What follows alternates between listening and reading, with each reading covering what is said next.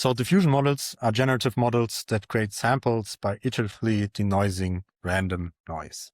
So what does this mean? So let's have a look at this visualization here. So let's think of some easy distribution which we can easily sample from, which would be simple Gaussians.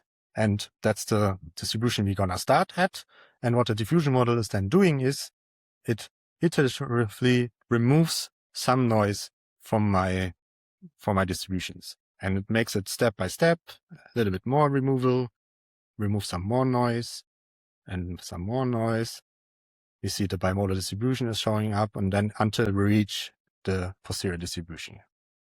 Yeah, so that's the basic idea of a diffusion model is we start in a distribution which is easy to sample from, so a random normal distribution, and then we remove noise until we end up in the distribution we actually want to sample from, the posterior distribution.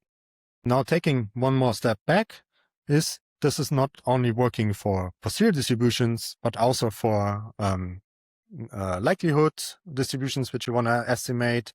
And the basic idea is, okay, we have some target space, so or posterior distribution, and some easy distribution, and we want to define what we define is a process which goes in both directions. So one direction is the forward process, which is going from my difficult posterior distribution or whatever distribution I want to estimate to my easy distribution, so to the Gaussian distribution, and the other one is the backward process, which is going back. So let's have a look directly at these two processes to understand what these actually do and how they help us training a diffusion model and how we do then inference. So the forward process is the training part.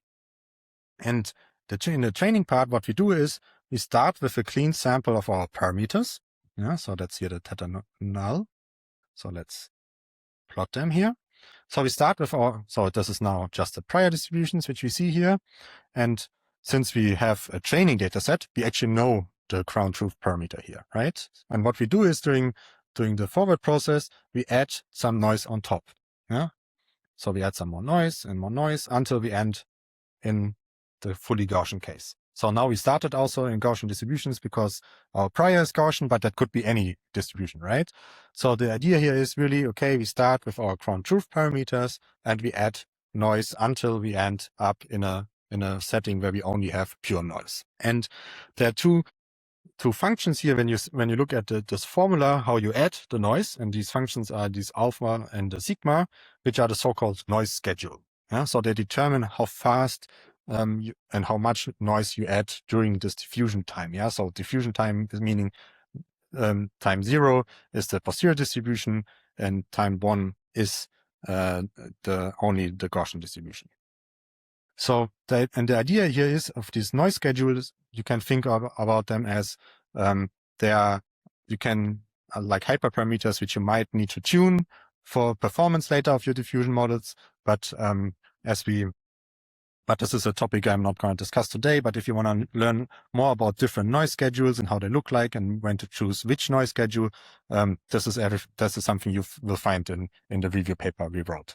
But for now, just think about this alpha here as a function which is decreasing over time.